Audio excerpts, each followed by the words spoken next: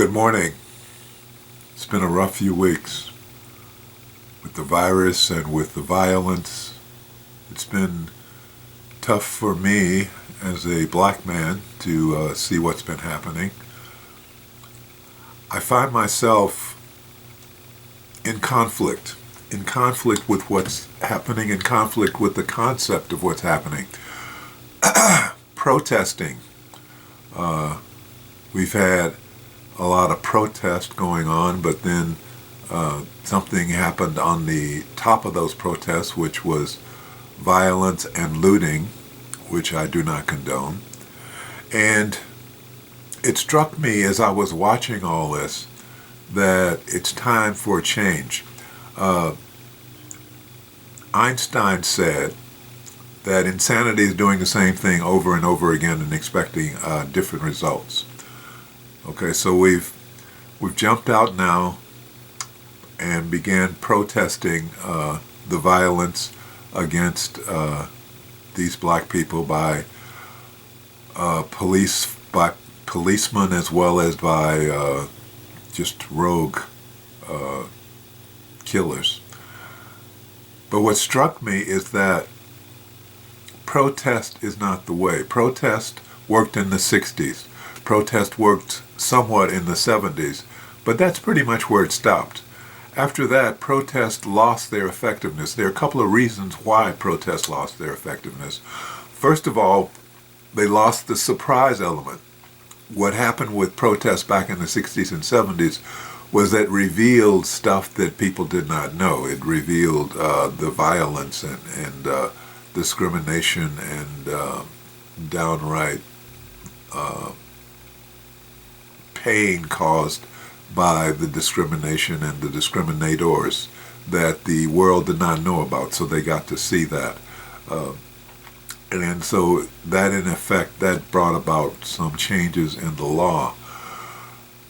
That is not the case now.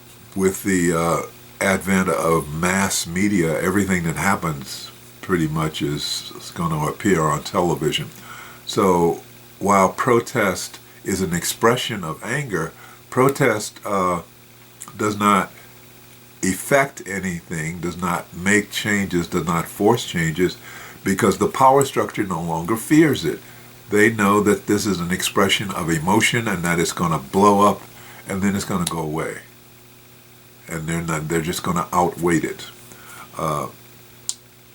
So once the anger dies down, once the excitement goes away, then we sort of settle back down into status quo, if you will. The other thing is that the protest, at least the evolution of the protests as they continue upward in terms of violence and looting, hurt the protesting community and not anything else, not the people that are being protested against. So we see now that the black communities where the protests are happening are suffering greatly in terms of destroyed businesses and property, etc. And the reason for that, more now than ever, is that we have been compromised and corrupted. Compromised by people who were expecting a protest, who have been preparing for a protest, who do not have our best interest at heart, who see it as an opportunity to promote and perpetuate their own agendas. And so seeing a group of thieves break into a Mercedes-Benz dealership and steal 50 cars is not a protest move. It is a planned crime.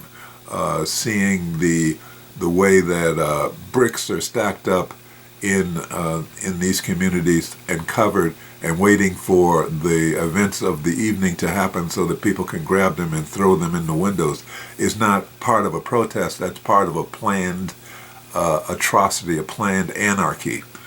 And so protests are not what we need right now. What we need now are sustained movements. Protests do not naturally flow into sustained movements.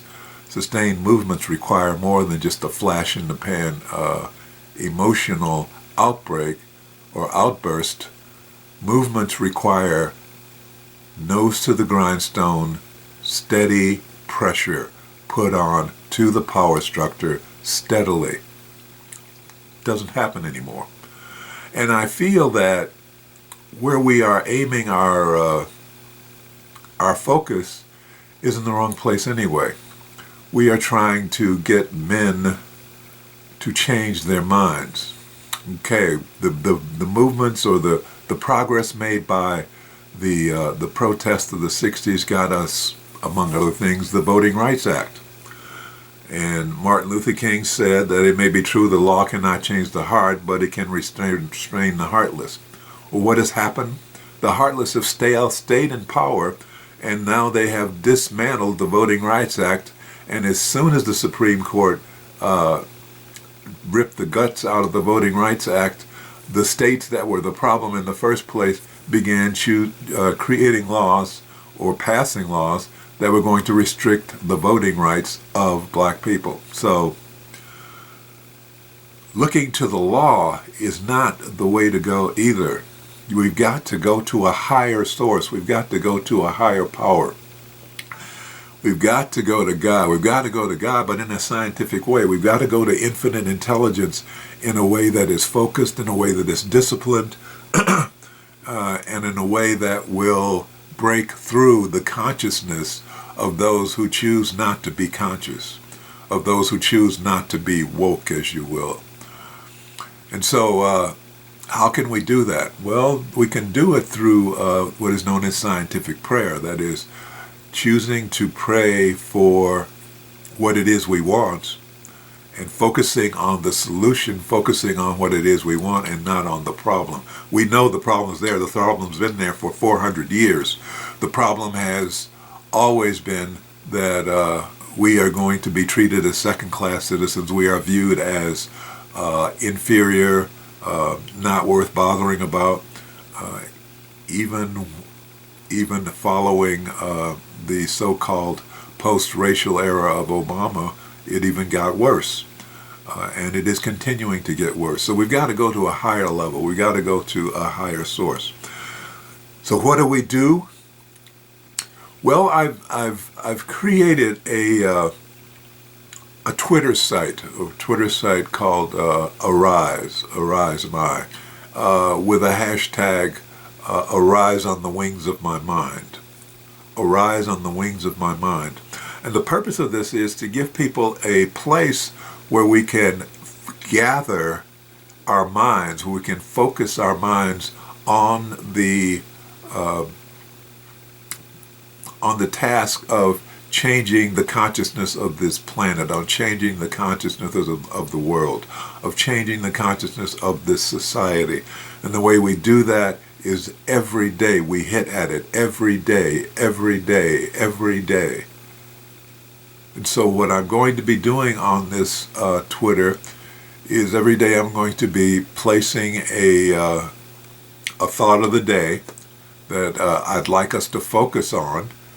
And at 2 o'clock every day, local time, 2 o'clock, you add to the Twitter feed using the hashtag Arise on the Wings of My Mind. Arise on the Wings of My Mind. And by doing this, we begin to focus on a mass scale our minds together to make something happen, to make something positive happen. By bringing our minds together in one place, on one issue, our minds together. I'd really like to try that because I know that it will work, and I'd like to recruit you to join me in this endeavor and also recruit your friends.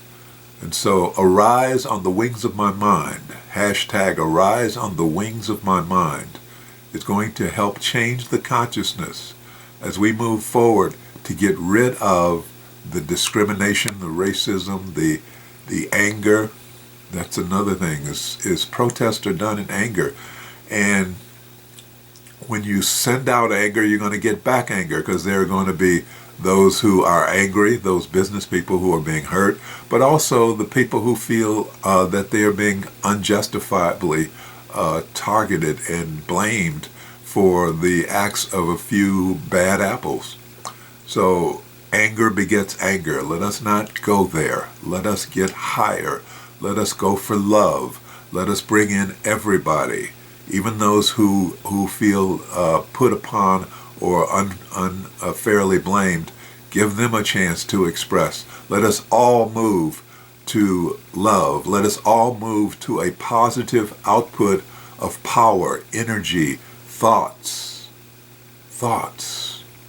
and prayers. Let us all arise on the wings of our minds.